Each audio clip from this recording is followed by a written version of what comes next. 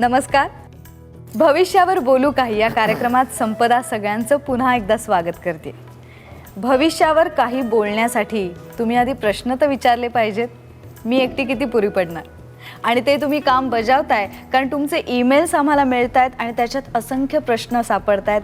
त्या प्रश्नांपैकी जे जे महत्त्वाचे प्रश्न एकेका भागात आम्ही चर्चा करणार आहोत त्यातला आजचा कोणता आहे ते मी सांगते, पण थेट प्रश्न विचारते शरदजींनाच. शरदजी, पत्रिकेमध्ये योनी दोषाबद्दल आपण बोललो, नाडीबद्दल माहिती घेतली किंवा अन्य सगळ्या भागांबद्दल, पण आता मला एक शंका माझी मिटवा, प्रेक्षकांची पण शंका आहे की गणदोष म्हणजे काय असतं? म्हणजे देवांचे गण असतात त्याच्याशी याचा संबंध आहे?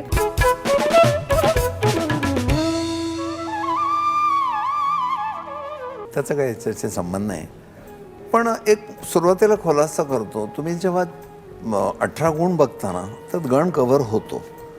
तुमचे 18 गुण जमले तर गण वेगळा बघायला लागत नाही. 18 गुण पाहून सुद्धा वेगळं काय बघायला लागतं? षडाष्टक, एकनाड आणि भौमदोष म्हणजे मंगळाचा दोष, हे वेगळे पॉईंट आहेत. पण गण हे नक्की काय दाखवतो? तर बघ, आपल्या मॅरिड लाईफमध्ये आपल्याला जी व्यक्ती आवडते ना, ते मैत्रिणीनं तो विचारून बघ, तुला जे आवड आहे की माझा जोडीदार असा असावा, तोच मैत्रिणीचा नसेल. उदाहरण देतो म्हणजे काय, तूळ राशी 12 राशीमध्ये इतकी सौजन्यपूर्ण नम्रता असलेली म्हणून शनीने आपली उच्चीची रास ठरवली. 7.5 अनेक राशींना त्रास होतो, पण तुळेला सौम्य जाते. का तुळेच्या लोकांचं वागणं कसं आहे? महापुरा माझी वृक्ष जाती परी लव्हाळे वाचती. ते वृक्ष वादळाशी मारामारी करायला जातात, पडतात, लवाळ खालीमान घालतात, तुळवाले खालीमान घालतात. कदाचित हा स्वभाव मेष सिंहधनुच्या मुलींना आवडत नाही. तुम्ही असं काय पडताना काय घेता प्रत्येक ठिकाणी? तुम्ही त्याचं भांडाभांडी करून काय मिळणार? एकमेकाची मनं दुखवणार ना. हा सगळा शांततावाद त्यांना आवडत नाही. त्यांना डॅशिंग डायनॅमिक आवडतो माणूस. मटण आणि श्रीखंड एका ताटात वाढायचं नसतं, हे ज्याला कळतं तो ज्योतिषी बरोबर मॅच करतो. मग मी इव्हन माझ्या लग्नाच्या वेळी जेव्हा एकही मुलगी पाहिली नाही, पत्रिका नीट मॅच करायचं आणि त्याबरोबर फोटो मागवायचा, तेव्हा वडील माझे म्हणाले, काय बघतोस काय आवडतो? म्हटलं तुम्हाला आज कळणार नाही. माझी जी वाटचाल मला दिसते दशेप्रमाणे, तर मी खूप वेगळ्या क्षेत्रात शिरणार आहे. संपदा, तुला आश्चर्य वाटेल, मी माझ्या ज्ञानाचं कौतुक करत नाही, ज्योतिषाने लिहून ठेवलं आहे त्याचं कौतुक करत नाही. मी नोकरी सोडून ॲस्ट्रॉलॉजीमध्ये जाईन हे घरच्यांना सांगून ठेवलं होतं. माझा विषय फिजिक्स, नोकरी टेलिकम्युनिकेशन, केवढा पगार होता, माझं मन रमलं नाही. मला कायम एकच अशा प्रकारची उत्सुकता होते, माणसं प्रारब्ध का भोगतात? इच्छा नसताना माणसाला हॉस्पिटलमध्ये डांबतात, तुरुंगात डांबतात. तो अभ्यास करावा असं वाटला, मग त्याला साथ दिली अशी पद्धती पाहिजे, मग तिचा स्वभाव धार्मिक पाहिजे. आणि जेव्हा मी केव्हा तशी पत्रिका आली तर मी आज सगळ्यांना जाहीर सांगतो की हा ज्योतिषशास्त्राचा विजय आहे की तो स्वभाव मी ह्या आधाराने पाहिला आणि बरोबर मॅच झाला. धार्मिक माणसाला धार्मिक पत्नी ही खूप साथ देते. आणि म्हणून गुरुचरित्रात म्हटलंय, शांत पत्नी नाही ज्याचे घरी, अरण्य नाही त्याची दोरी.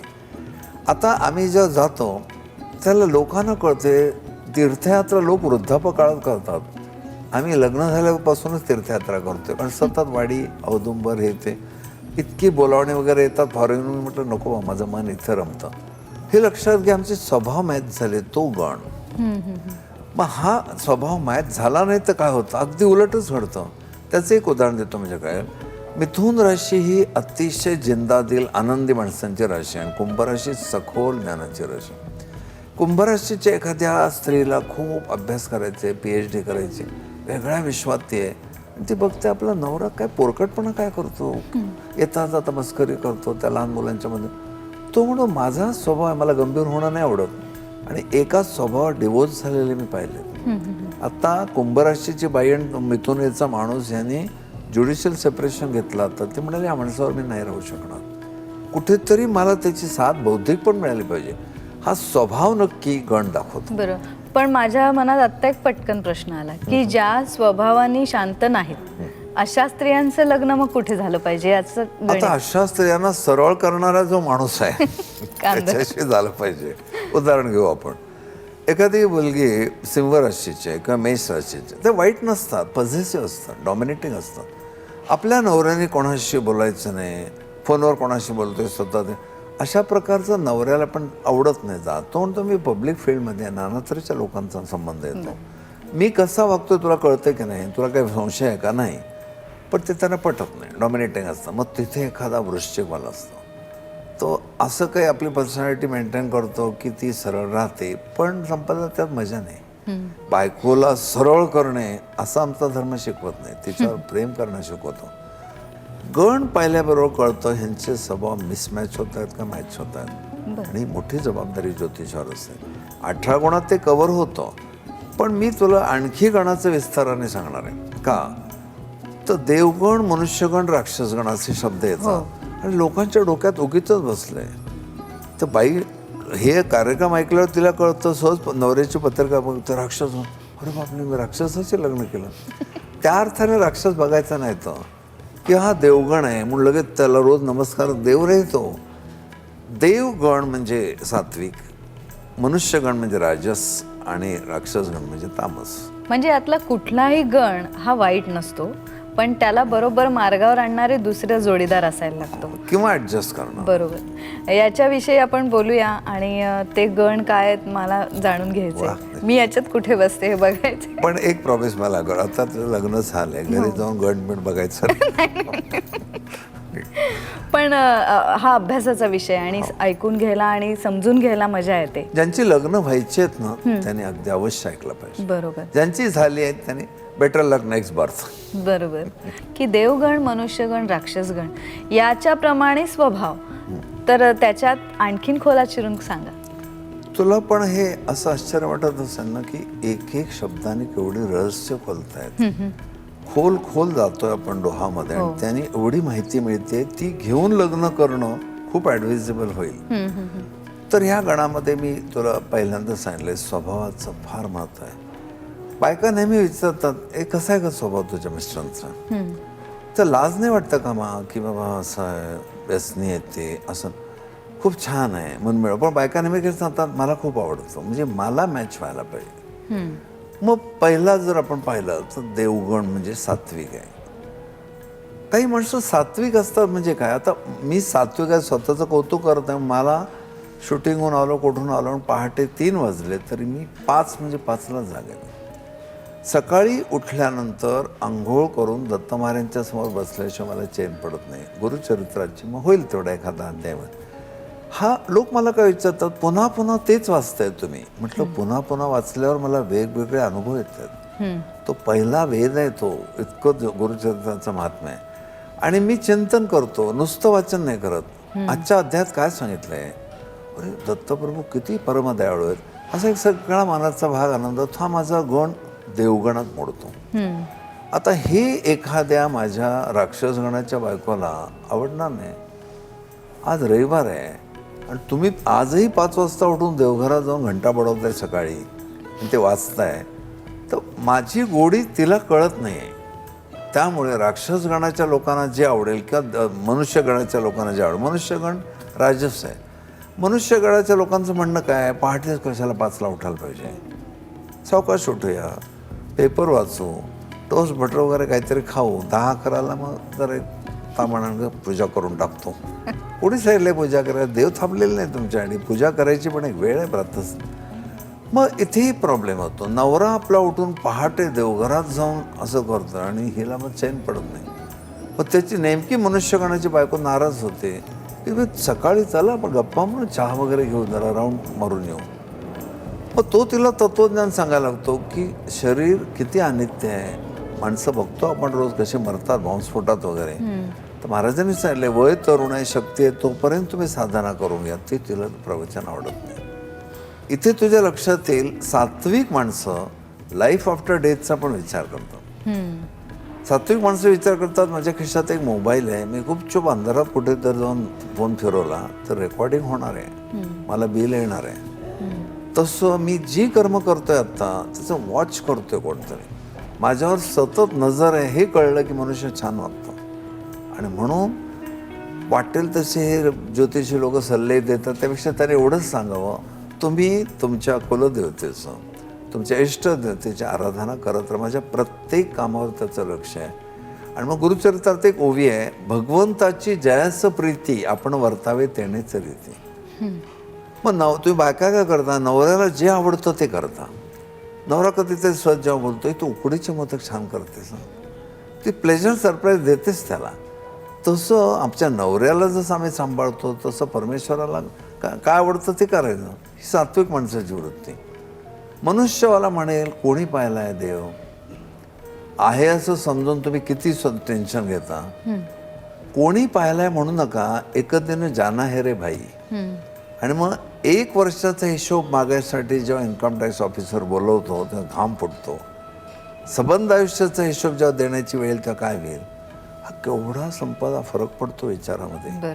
म्हणून ही एन्जॉय करणारी मनुष्य गणाची माणसं आणि खूप पुढचा विचार करणारी देवघराची माणसं त्याच्यात मतभेद होतात. मग ती पण म्हणते माझा नवरा खूप चांगला आहे, सात्विक आहे, निर्व्यसन आहे, पण नाही आवडत मला, माझी वेवलेन मॅच होत नाही, मला खूप रोमॅन्टिक, हसतमुख, इंटेलेक्च्युअल असा पाहिजे होता.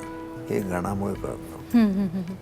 पण हे 3 गणातच विभागणी व्हावी इतकं ढोबळ हे असतं का, त्याला एक वेगवेगळे स्तर बाकीचे असतात? आहेत ना, बाकीचे पॉईंट जे आपण नाडी, राशी, षडाष्टक बघतो, 18 गुणामध्ये पण हे करतो, पण बेसिक स्वभाव 3 आहेत, सत्व रज तम.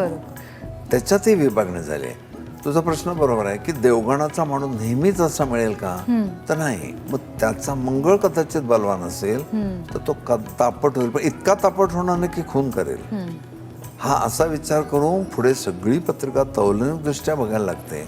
म्हणून एकदा ज्योतिषी जर पत्रिका घेऊन सांगायला बसला भविष्य तर मिनिमम 2.5 तास लागतो. भाव, राशी, अवस्था, नक्षत्र, दृष्टी, योग, भावे, शत्व याचं एकत्रीकरण करून बॅलन्स करून ते रिडिंग द्यायला लागतं. असं लोक करत नाही. मला एक सांगा शरदजी, सिंह राशी म्हटलं की कसा सिंह डोळ्यासमोर येतो आणि राक्षस गण म्हटला की आमच्यासमोर राक्षस उभा राहतो. हे इतकं सोपं आहे का? एक सिंह याचा अर्थ डरकाळ्या फोडणं जसं आहे, तर खरोखर सिंहेच्या व्यक्तीला अन्याय सहन होत नाही. आणि अन्याय सहन होत नाही म्हटलं रिॲक्शन येणार, एवढाच अर्थ आहे. तो काही लगेच चिरफाड करत नाही तुमची. पण सिंह म्हणजे ससा नव्हे, एवढं तर कळतं. तसं राक्षस म्हणजे देव नव्हे. राक्षसमध्ये काय असतं तर तुला एक गंमत सांगतो. मी एकदा नागपूरला माझा प्रयोग झाला आणि 2-4 मुली मला म्हणाल्या, काका तुम्ही आमच्या हॉस्टेलमध्ये याल का, मला आमच्या मुलींना जरा भेटायचं आहे. मी नाही म्हणत नाही, तरुण पिढीवर माझं खूप प्रेम आहे. तर मी गेलो तिथे, मला माहिती 700 मुली बसलेल्या हॉलमध्ये आणि म्हणे तुम्ही दमलाय, मला मान नाही. म्हटलं मी कुठे सांगितलं दमलोय, थोडं तरी बोल. आणि बोलता बोलता मी त्यांना असं सांगितलं की म्हटलं मला नवरे लोकांचं कधी कधी आश्चर्य वाटतं की अलीकडे हे जे फॅड आले, पहिली रात्र, पहिली रात, फर्स्ट नाईट, सेकंड येत नाही का नाईट, असं मी आपलं बोलत होतो. आणि सगळ्या मुली अवाक झाल्या होत्या. म्हटलं साधा विचार करा, ज्या मुलीचं लग्न झालेलं असतं ती किती शिकलेली आहे, सासर अगदी जवळचं असो, पण आईवडिलांना सोडून जायचं आहे आपल्याला. एवढ्या मायेची पाखर इतकी वर्ष आपल्यामध्ये आता आपण निघतोय म्हणून ती आधी हळवी झालेली असते.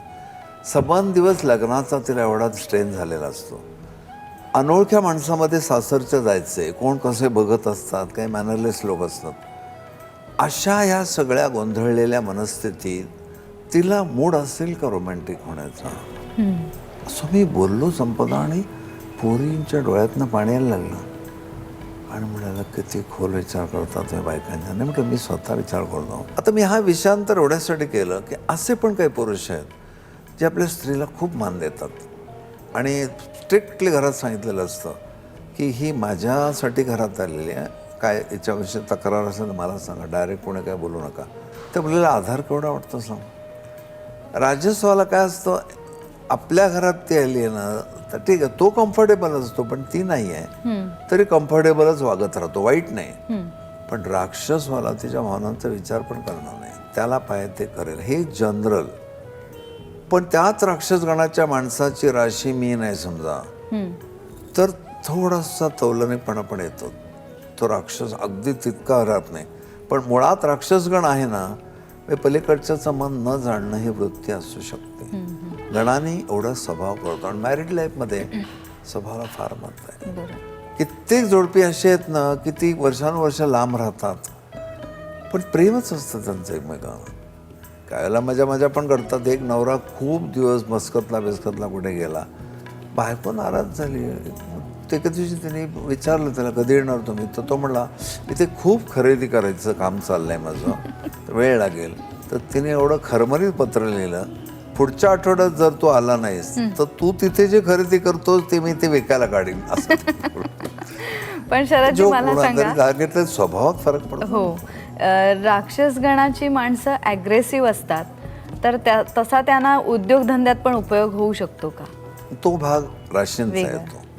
मेष, सिंह, धनु यांच्या राशीमध्ये ॲग्रेसिव्ह, इथे फक्त स्वभाव आहे.